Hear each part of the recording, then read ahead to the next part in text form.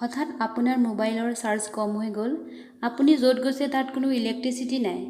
এটা ইম্পৰ্টেণ্ট কথা পাতি আছিল, মোবাইলটো অফ হওঁ হওঁ, চাৰ্জাৰটো ক'ত আছে আপুনি বিচাৰি পোৱা নাই।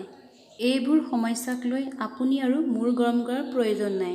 চাইনাৰ জিঅ'মি নামৰ এটা কোম্পানীয়ে এনে এটা ডিভাইচ বনাইছে য'ত আপুনি আপোনাৰ মুখৰ মাতেৰেই মোবাইল চাৰ্জ কৰিব পাৰিব।